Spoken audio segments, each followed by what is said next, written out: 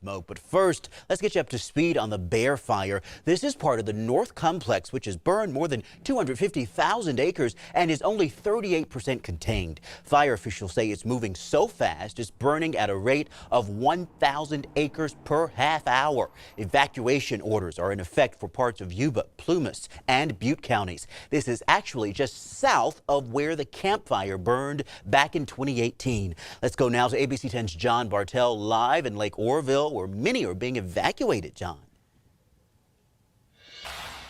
Yeah, Chris, hey, the smoke is very thick and the burn scars here are still very fresh. Take a look over here. This is what's left of a house right off of Simmons Road. That's on the eastern side of Lake Oroville here, right off Highway 162. And this is one of the areas that was actually evacuated. And the reason that it was evacuated is that this fire was moving very fast and it was very windy. Take a look. With smoke so thick, it's difficult to see, but boats are still floating at Bidwell Canyon Marina, and California's first mother orange tree is still standing next to the historic Bidwell Bridge. But it's a much different story playing up on Highway 162. There is a reason these roads are shut down here. Oh my gosh, they're so hard to see. There's fire everywhere. Burn scars cover the hillside all along the eastern edge of Lake Oroville. Let's intensify the fire. This time-lapse video shows just how fast the flames can burn through a home. Fire crews spread out in an attempt to put out flames and create a fire line as wildlife of all kinds flee the area. It's getting really close. Further down Simmons Road, water hoses were left around the home, but with weak water pressure, our efforts were minimal to get the ground wet.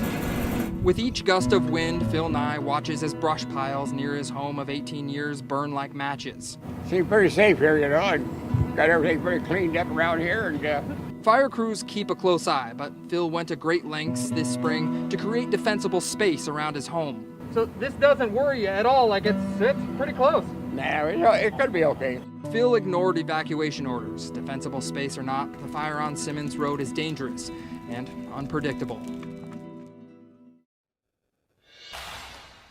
And thankfully, the wind have died down out here in this area. But I want you to take a look at this here. The major fire has gone through, but there's still some of these small fires burning within these trees, making it extremely dangerous for anyone walking through these forests here. And it's extremely dangerous as we go up the lake here. And my colleague, Monica Coleman, is actually up at Berry Creek. It's about 25 miles from here. And Monica, I can only imagine the damage you're seeing up in that area.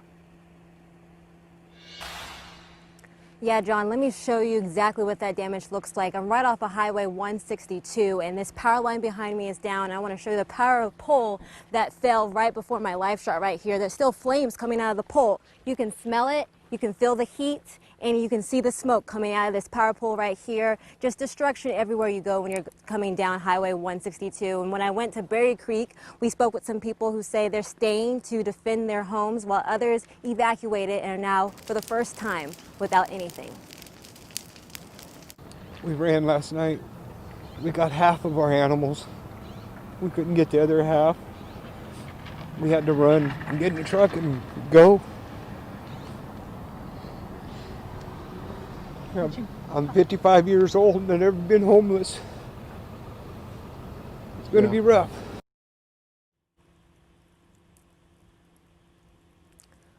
I want y'all to take a look right behind me. This is Lake Oroville. You can barely see it, but there are still a couple boats docked out that way. But earlier today, it was a little bit clearer as the night comes to a fruition. It's getting smokier and smokier. The skies are orange, the sun is red as the smoke just fills the air. More than 1 million acres in the West, ravaged and scorched. So far in a fire season that is not even half over, and taking a tragic toll, the magnitude of which is still unknown. There are early reports from our state police that there are dozens of missing persons related to the fires. Oregon's Governor Kate Brown is pointing to the towns called Talent and Phoenix, where searchers are looking for the missing. Smoke from Oregon's 3 major fires is unimaginably widespread. Its worst air quality in the world is choking the Pacific coastline, Seattle skyline to the north, San Francisco more than 800 miles to the south, and then to Los Angeles. The scenes and sickening air underscore for many that the climate is in crisis. Washington's Governor Jay Inslee. I think we have to start thinking there are more climate fires because that's what creates the conditions that makes them so explosive. This is a climate dam emergency. This is real. And it's happening. This is the perfect storm.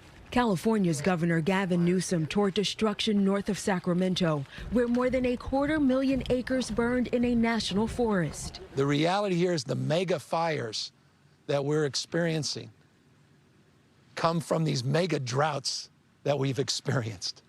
People who did make it out have harrowing stories to tell. 8 of us had to go down to the end of our road, go into the sand and get down in the water to avoid the fire. Denise Hendrickson left her home in Lake Oroville, California, an area now prone to fires. I've survived 4 different fires up there until this one, and now I don't even know if my home is standing at this point. But this man's house is gone again, 2 years after fire claimed his home in a community nearby. It hurts more this time, I think, than last time, and getting things back together again and having to rebuild is rather devastating. While there is relief expected with rain in the northwest tomorrow night, there really is no end in sight. People tweet the photographs of what San Francisco looked like yesterday and say, oh, 2020, could you get any worse? As if once we're in 2021, these kinds of disasters are going to stop happening. Climate scientists point to human behavior, namely burning of fossil fuels, including coal and oil, for increased temperatures that decimate forests and make them prone to burn.